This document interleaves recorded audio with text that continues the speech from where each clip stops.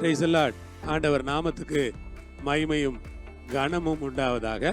மத்தேயு எழுதின சுவிசேஷம் 21ஆம் அதிகாரம் 3வது வசனம். ஒருவன் உங்களுக்கு ஏதாயிலும் சொன்னால் இவைகள் ஆண்டவருக்கு வேண்டும் என்று சொல்லுங்கள், உடனே அவைகளை அனுப்பி விடுவான் என்று சொல்லி அவர்களை அனுப்பினார்.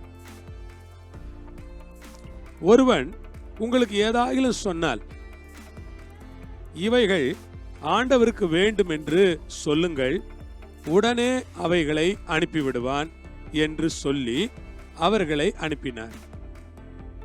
அன்புக்குரிய கர்த்தருடைய பிள்ளைகளே, சகோதர சகோதரிகளே, அருமையானவர்களே, இந்த காலை நேரத்தில் பாருங்க, ஆண்டவர் தன்னுடைய பஸ்காவை ஆசரிக்கிறதுக்கு முன்னால எருசலேமுக்கு போறார். இப்ப எருசலேமுக்கு சமீபமா அவர் வந்தபோது, எருசலேம்ல இப்ப அவருக்கு ஓசன்னா பாட்டுலாம் பாட போறாங்க இன்னும் கொஞ்ச நேரத்துல.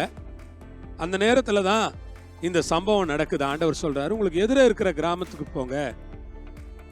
போனதுமே ஒரு கழுதை, அதனோட ஒரு குட்டிய கட்டி இருக்கிறத நீங்க பாப்பீங்க. எதிரே இருக்கிற கிராமத்துக்கு போங்க, ஒரு கழுதையும் ஒரு குட்டியும் கட்டி இருக்கிறத நீங்க பாப்பீங்க. அவைகளை அவிழ்த்து என்னிடத்தில் கொண்டு வாருங்கள். நீங்க எதை பாக்குறீங்களோ அதை அவிழ்த்து என்கிட்ட கொண்டு வாங்கன்றார். கர்த்தருடைய நாமத்துக்கு ஸ்தோத்திரம். சகோதர சகோதரிகளே, ஒரு காரியத்தை நாம் புரிந்து கொள்ளணும். என்ன தெரியுமா? ஆண்டவர் கழுதையின் மேலே ஏறி போகிறார். அதுக்குதான் கழுதையை அழுத்துட்டு வாங்க அப்படிங்கிறார். அந்நாட்கள்ல யூத ராஜாக்கள் தாங்கள் முடிசூட போகும் நேரத்தில் கழுதையின் மேல் ஏறி போகிறத அவர்களுடைய வழக்கமாக வச்சிருந்திருக்காங்க. குதிரை மேல போறது யுத்தத்துக்கு, கழுதை மேல போறதுக்கு அவங்க முடிசூடுற நேரத்துல கழுதைகள் மேல பிரயாணம் பண்ணியிருக்காங்க. தாவீதுடைய மகனாகிய சாலமன் தாவீது ராஜாவுடைய கழுதையின் மேல சென்றார்னு நாம் வேதத்துல படிக்கிறோம். நிறைய இடங்களிலே நாம் வாசிக்கிறோம். கழுதை என்றால் நம் ஊர்ல பார்க்கிற கழுதை அல்ல, கோவேறு கழுதை. அது குதிரையும் கழுதையும் இல்லாத நடுவுல இருக்கக்கூடிய ஒரு இனம். அந்த கழுதையின் மீது தான் இயேசு போகிறார். கர்த்தருக்கு ஸ்தோத்திரம். என்னத்தை நமக்கு ஆண்டவர் காட்டுறாருன்னா, ஆண்டவர்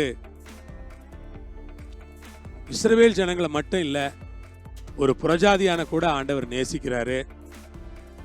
ஆண்டவருக்கு அந்த கழுதையும் கழுதைக்குட்டியும் வேணும்னு அவர் நினைக்கிறாரு. யாராவது சொன்னா இது ஆண்டவருக்கு வேணும்னு சொல்லுங்க. ஆண்டவருக்கு ஸ்தோத்திரம். யாராவது ஏதாவது சொன்னாங்கன்னா இது ஆண்டவருக்கு வேணுங்க அப்படின்னு சொல்லுங்க. அன்புக்குரியவர்களே, இது யாருக்கு வேணும்? ஆண்டவருக்கு வேணும். ஆண்டவருடைய நாமம் மகிமைப்படுவது ஆண்டவருக்கு வேணும். இது ஆண்டவருக்கு வேணும்னு சொல்லுங்க. கர்த்தருக்கு ஸ்தோத்திரம். இது ஆண்டவருக்கு வேணும்னு சொல்லுங்க. ஆமன்பானவர்களே, அங்கதான் ரகசியமே இருக்குது. ஆண்டவருக்கு வேணும்னு சொல்லணுமா? விசுவாசிகளே, நீங்க சொல்லணும், அந்த கழுதை ஆண்டவருக்கு வேணும். நீங்க சொல்லணும், நான் ஆண்டவருக்கு வேணும், என் குடும்பம் ஆண்டவருக்கு வேணும், என் பிள்ளைங்க ஆண்டவருக்கு வேணும், எங்க வீடு ஆண்டவருக்கு வேணும். நாங்க எல்லாரும் ஆண்டவருக்கு தேவைப்படுறோம்.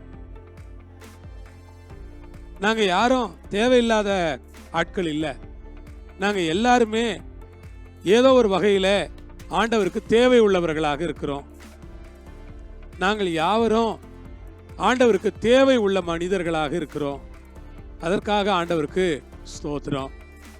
ஆண்டவருக்கு நாங்கள் தேவை உள்ளவர்களாக இருப்பதனால ஆண்டவர் எங்கள் கட்டுகளை எல்லாம் அவிழ்த்தார். நாங்கள் ஒரு காலத்தில் கட்டப்பட்டிருந்தோம். நீங்கள் கட்டப்பட்டிருந்தீர்கள், நான் கட்டப்பட்டிருந்தேன். ஒரு காலத்தில் அடிமைத்தனத்தினால் கட்டப்பட்டு, பிசாசினால் கட்டப்பட்டு, பாவத்தினால் கட்டப்பட்டு, பல சாபங்களால் கட்டப்பட்டு, அந்தகார வல்லமைகளால் கட்டப்பட்டிருந்த நம்மை ஆண்டவர் தமது கிருபையினாலே கட்டவிழ்த்து, இந்த கழுதை எனக்கு வேணும், ஆமென், நான் அவருக்கு வேணும்னு தெரிஞ்சுக்கிட்டாரு. நீங்க அவருக்கு வேணும்னு தெரிஞ்சுக்கிட்டாரு. உங்க குடும்பம் அவருக்கு வேணும்னு தெரிஞ்சுக்கிட்டாரு. உங்க பிள்ளைங்க அவருக்கு வேணும்னு தெரிஞ்சுக்கிட்டாரு.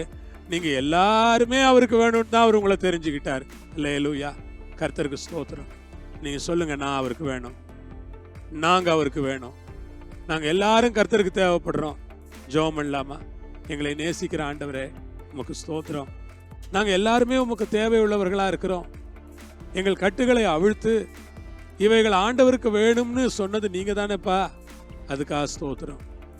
ராஜா, எங்கள் கட்டுகளை எல்லாம் அவிழ்த்தவரே, உமக்கு ஸ்தோத்திரம். எங்கள் கட்டுகளை எல்லாம் அவிழ்த்து இது ஆண்டவருக்கு வேணும்னு சொன்ன ஆண்டவரை நாங்கள் துதிக்கிறோம். அந்த வேளையில் ஒரு மனமா ஆண்டவரை போற்றுகிறோம், வாழ்த்துகிறோம், வணங்குகிறோம், கனப்படுத்துகிறோம். சுவாமி, உம்முடைய கரங்களில் ஒப்படைக்கிறோம். பொறுப்பெடுத்து வழி நடத்துங்க. உம்முடைய நல்ல நாமத்தை மாத்திரம் மகிமைப்படுத்திக் கொள்ளுங்க.